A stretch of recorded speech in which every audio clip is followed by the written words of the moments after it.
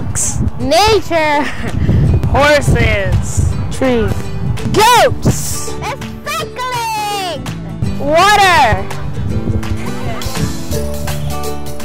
Everything is connected, and we all have the responsibility to recognize the impacts on the environment of our daily life actions.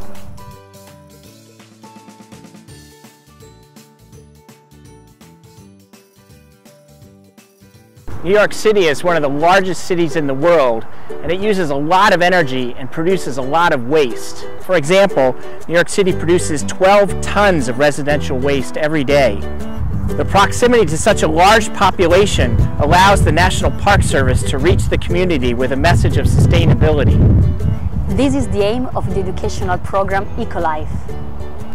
We use Fort Wadsworth, part of Gateway National Recreation Area in New York City, as a case study. Through the systemic design approach, we determine how the park's many cultural and natural resources and issues related to these resources within the park, such as how we deal with waste and transportation, can be managed in a systemic way, creating solutions for the park and the local community.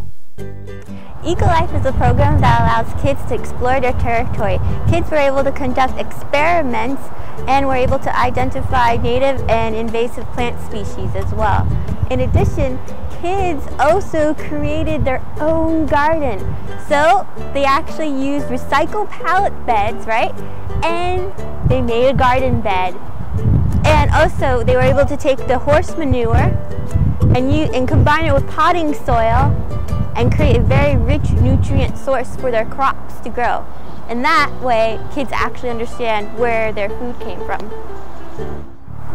Kids were able to learn the importance of eating locally, and they were able to reduce their carbon emissions, and they were able to eat healthy as well in the process.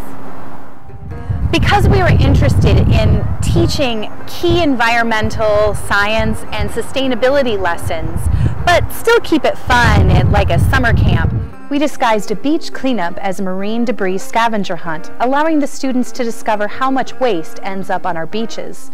We partnered with Grow NYC to not only learn about the traditional 3 R's of reduce, reuse, and recycle, but we also spent time exploring the other R's like refuse and reimagine.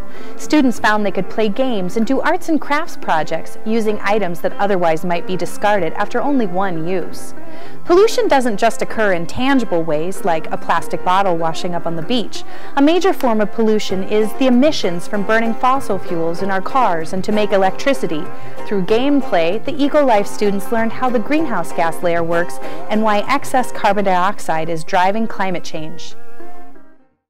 When the children visited the gun batteries at Fort Wadsworth, they really had a thrill exploring a mysterious historic site. The children learned that Fort Wadsworth had goats here long ago, and today we still have goats here.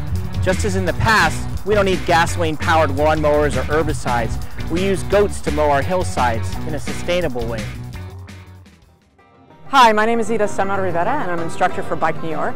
And I'm here standing in Fort Wadsworth where we participated in the ECOlife program. So here at Fort Wadsworth, what we did was we took groups of children.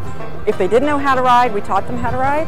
And once they all learned how to ride, we taught them bike skills, stopping, starting, signaling, and all the things that they needed to do in order to be able to ride safely in the community and out on the streets.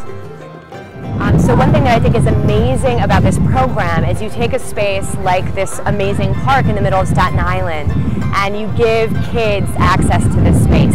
And they brought me in to get students responding to the space in haiku with my public art project, the Guerrilla Haiku Movement. The kids wrote haiku inspired by this space, and I think a huge part of the mission of ECOlife is to also engage these students in these spaces in creative ways.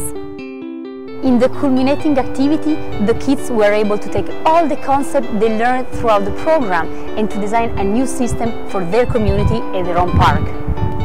They take into consideration the relationship between the people and how to use energy, waste, water and food production and create a sustainable system. ECOlife shows that the network of relations between resources, organization and community is much wider than the sum of its parts. Students learn that with good practice and with good management of these resources, we can all work together in our daily life to preserve our planet.